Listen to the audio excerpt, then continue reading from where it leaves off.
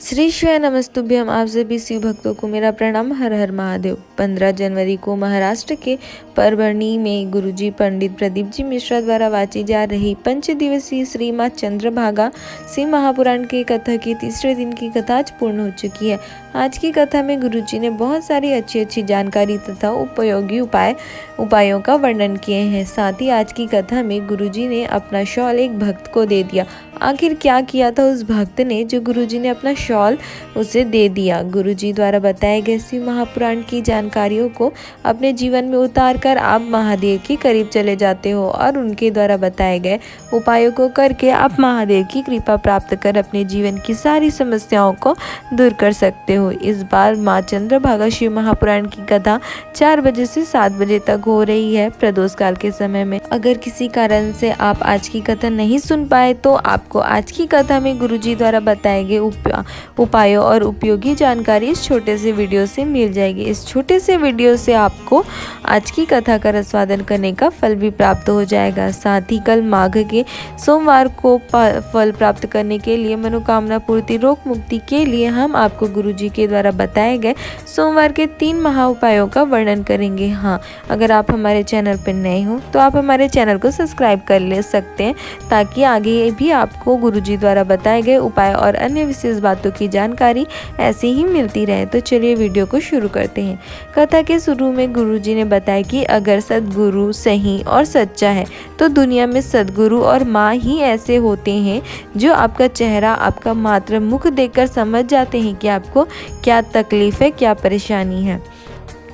आगे गुरुजी ने कहा कि बहुत से बेटा बेटियां प्रश्न करते हैं कि शिवलिंग पर बेलपत्र और शहद चिपकाने से क्या होता है, जल चढ़ाने से क्या होता है। तो उनका उत्तर गुरुजी ने एक भक्त के बहुत ही सुंदर पत्र को पढ़कर उसका उत्तर दिया। उस भक्त ने पत्र में लिखा था कि मेरा बेटा सरकारी नौकरी के लिए 2020 से तैयारी कर रहा था। उसने इसरो का भी परीक्षा दिया था, फिर लॉकडाउन लग गई और लॉकडाउन के बाद फिर उसकी परीक्षा थी और उसी लॉकडाउन में हमने आपकी कथा सुनना प्रारंभ किया। 1 लोटा जल और 1 बेलपत्री शिव जी पर चढ़ाना शुरू किया। इसके बाद पहले के पेपर में मेरे बेटे के बहुत अच्छे नंबर आ गए। फिर उसने दूसरे और तीसरे पेपर की तैयारी करने में लग गया।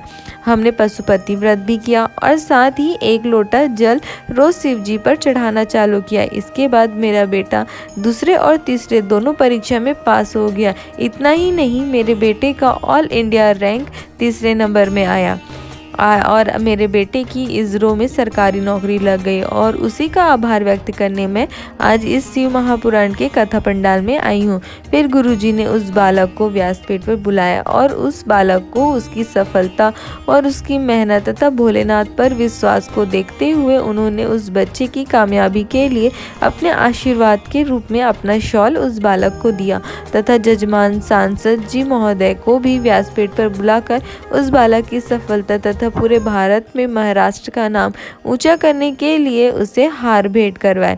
सिर्फ महादेव पर विश्वास होना चाहिए, फिर सफलता आपको मिलना तय है।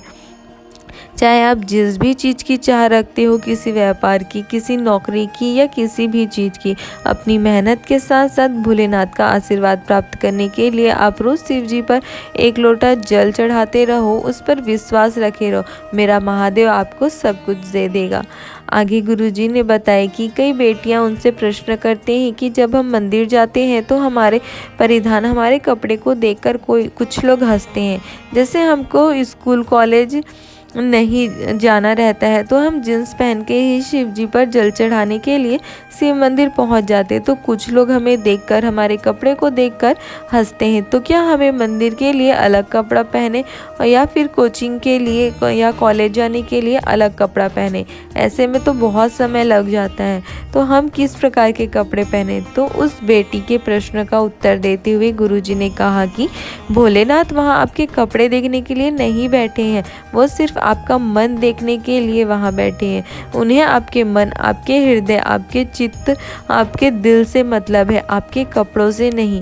साथ ही गुरुजी ने अपने व्यासपीठ से उन लोगों से भी निवेदन किया कि आज के युवक बेटा बेटियां यदि मंदिर जा रहे हैं तो आप उन्हें टोको मत, वो जैसे जाते हैं, जैसे पूजन करते हैं उन्हें करने दो।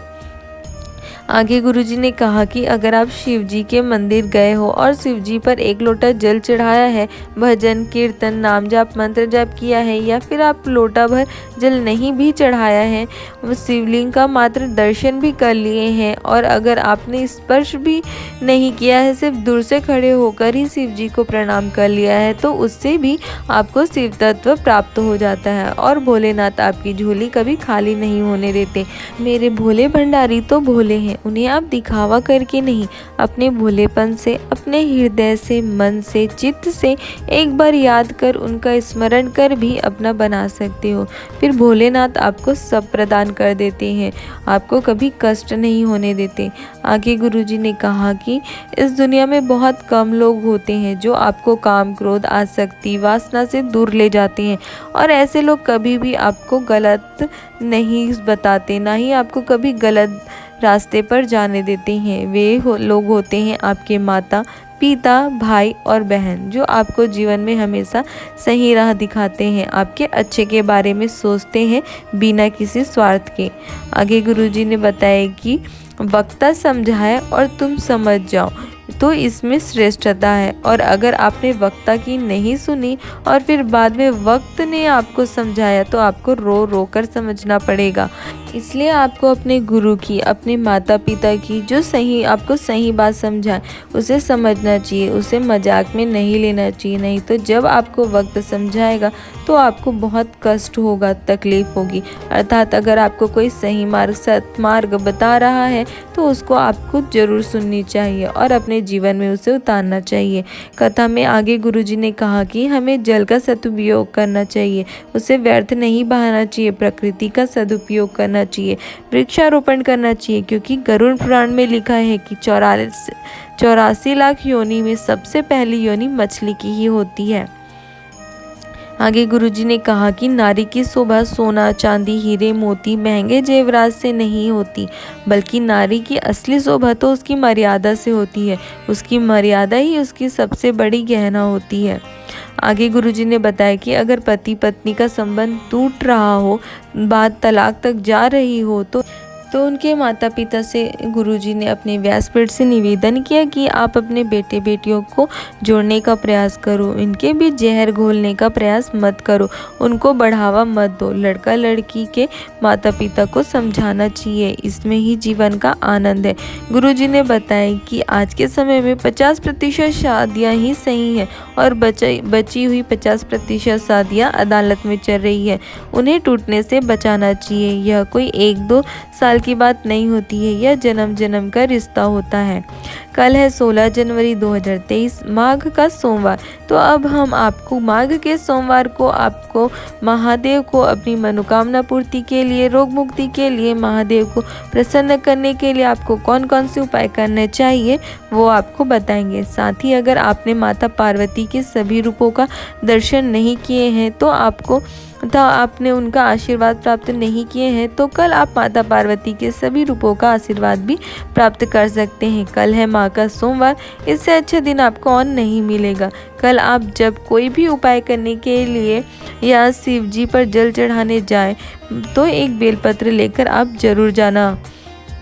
मंदिर जाने के बाद शिव जी पर जल चढ़ाने के बाद आपको वो बेलपत्र शिव जी पर समर्पित कर देना है। फिर मात्र उस शिव जी पर चढ़े हुए बेलपत्री को उठाकर अपने मस्तक से स्पर्श कर लेते हो तो गुरुजी ने बताया कि आपको एक साथ माता पार्वती के साथ साथ उनके सभी रूपों का आशीर्वाद प्राप्त हो जाता है। गुरुजी ने कहा कि आप शिव जी पर जल चढ़ाते हैं, बेलपत्री चढ़ाते हैं, शिव जी पर चढ़ी हुई बेलपत्री को औषधि के रूप में ग्रहण भी करते हैं, पर आप उसे कभी शिव जी पर से उठाकर अपने मस्तक से स्पर्श नहीं करते हैं। इसलिए अब आप जब भी मंदिर जाएं, शिव जी पर जल बेलपत्री समर्पित करें तो उस चढ़ी हुई बेलपत्री को अपने मस्तक से जरूर स्पर्श करके रखें, ताकि आपको शिव जी और माता पार्वती के साथ साथ माता के सभी रूपों का आशीर्वाद प्राप्त हो सके। तो चलिए आपको पहला उपाय बताते हैं जो आपको कल माघ के सोमवार को करना है और महादेव से अपनी कामना कहकर उसका फल प्राप्त करना है। यह उपाय आपको माघ के सोमवार को रोग मुक्ति के लिए करना है। इसके लिए आपको शिवलिंग में माता अशोक सुंदरी के स्थान पर एक बेलपत्री समर्पित करना है।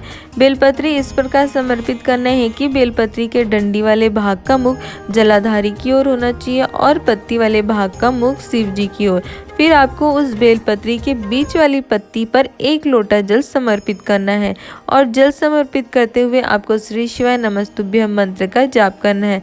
फिर आपको कुंदकेश्वर महादेव के नाम का स्मरण कर शिवलिंग पर चढ़ा जल जो जलाधारी से जा रहा हो उसे लेकर उसका आचमन करना है। आचमन करते समय भी आपको कुंदकेश्वर महादेव का नाम लेना है। आपके इतना करने से मात्र कुंदकेश्वर महादेव का नाम लेकर जल का आचमन करने से कितनी भी बड़ी से बड़ी बीमारी हो वो कटना प्रारंभ हो जाती है। दूसरा उपाय भी रोग मुक्ति के लिए ही है। इसके लिए आपको एक तांबे की कलश में रुद्राक्ष डालकर 2-3 घंटे के लिए छोड़ देना है। उसके बाद जल के कलश से रुद्राक्ष को निकालकर आप अपने पास रख ले। फिर उस जल के कलश को शिव मंदिर ले जाकर शिव जी पर कुंदकेश्वर महादेव के नाम का स्मरण करते हुए समर्पित कर दे और फिर जलाधारी से आ रहे जल का आचमन कर ले। जल का आचमन करते समय भी आपको कुंदकेश्वर महादेव के नाम का स्मरण करना है। यह उपाय शुगर, बीपी, किडनी से जुड़ी कोई भी बीमारी हो उसके लिए किया जाता है। 2 से 3 सोमवार करने से आपकी ये सारी बीमारी ठीक हो जाएगी। यह उपाय आप अवश्य करके देखिए। यह गुरुजी के द्वारा गया बहुत ही अचूक उपाय है। बहुत से भक्तों ने यह उपाय किए हैं और भगवान महादेव की कृपा भी प्राप्त की है। तीसरा उपाय धन प्राप्ति तथा मनोकामना पूर्ति के लिए आपको यह उपाय करना है। इसके लिए आपको एक जल के कलश में कमल गट्टा डालना है और उस कमल गट्टे वाले जल को आपको शिवलिंग पर मनोकामना पूर्ति के लिए जिस प्रकार जल समर्पित करते हैं, अर्थात पहले जलाधारी के दाएं तरफ गणेश जी के स्थान पर, फिर जलाधारी के बाएं तरफ कार्तिकेय जी के स्थान पर, फिर आपको जलाधारी के बीच में माता अशोक सुंदरी के स्थान पर, फिर माता पार्वती के हस्त कमल और अंत में शिवलिंग पर जल समर्पित करना है। जल में कमल गट्टा डालकर शिव जी पर अर्पित करने से घर में कभी धन की कमी नहीं होती है। माँ लक्ष्मी की कृपा हमेशा बनी रहती है। अगर घर का धन कहीं गलत जगह पर जा भी रहा होता है तो वो भी जाना रुक जाता है। आज की वीडियो में गुरुजी द्वारा बताई गई इतनी ही जानकारी थी। अगर आपको ये वीडियो अच्छी लगी हो तो आप वीडियो को लाइक कर सकते हैं और अपने परिवार वालों या अन्य भक्तों के साथ इसे शेयर भी कर सकते हैं।